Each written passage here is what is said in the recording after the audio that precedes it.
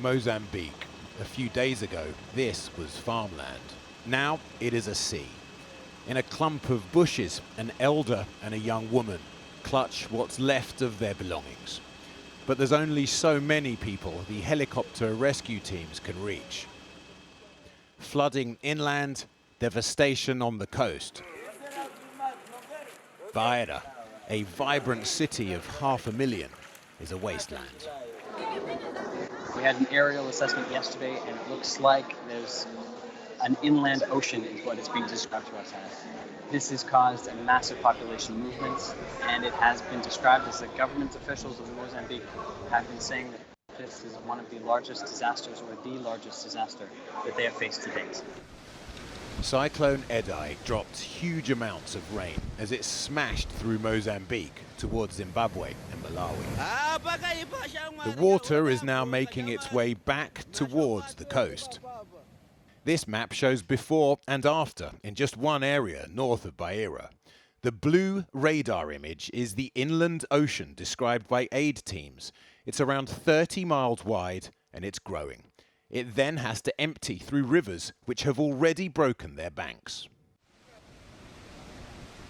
Mozambique's president has warned there may be 1,000 or more dead in his country alone, if not swept away by ferocious floodwaters, the exposure and disease that may follow. No power, no roads, little shelter. The rain is still falling.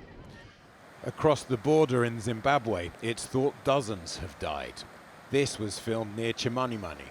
There are fears an entire street may have perished under rubble. This all used to be high-density housing. There is nothing left at all. All these people who were living in these houses are dead. This was a flash flood. Everything is gone. Total, utter devastation.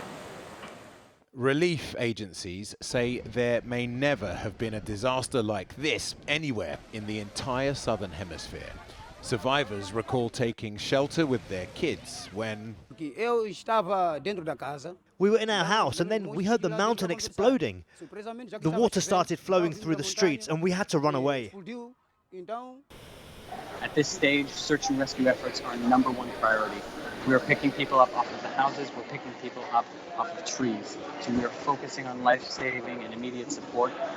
But that's not the end of the emergency. It will take a long time to get people back on their feet. in Beira, even the warehouse holding emergency supplies has been damaged. Throughout the region and across the world, offers of much needed help have been pledged. Food, medicine and clothing. But getting it up country to those who are isolated with the floodwaters still at risk of rising is another matter. Kimi and Zara there with that report. And shortly before we came on air, I spoke via the internet to Sasha Myers of Save the Children. I began by asking her just how desperate the situation was. The reports that Save the Children is receiving from the field at the moment are absolutely chilling. We've received reports that rivers, huge rivers in the area have burst their banks and engulfed entire communities. One community in particular is called a town called Buzi, and a 50-kilometre radius around the town is completely submerged in floodwater. You can't even see the tops of palm trees or the tops of buildings.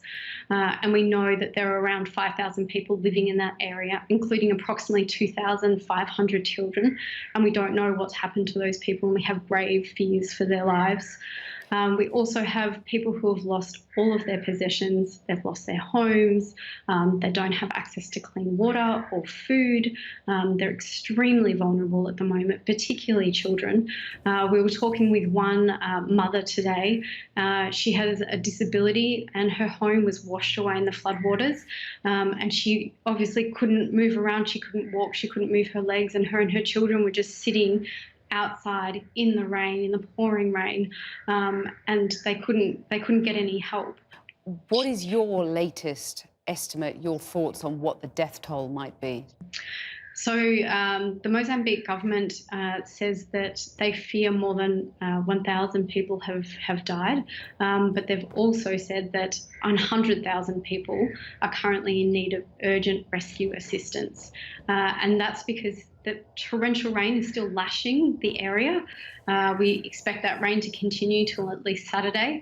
That means floodwater levels are still rising, engulfing entire communities. We estimate around 600,000 people are currently impacted, but we expect that number to rise. Sadly, you've got years of experience in dealing with these kind of disasters. How does this disaster compare to previous events of this scale? So I think particularly in Mozambique, this area is prone to disasters and they do have cyclones, but it is thought that this is the worst disaster to hit this area since 2013. And I think at the moment it's difficult to predict how bad it's going to be because we are seeing those floodwaters increasing. Sasha Myers, thank you very much. Thank you.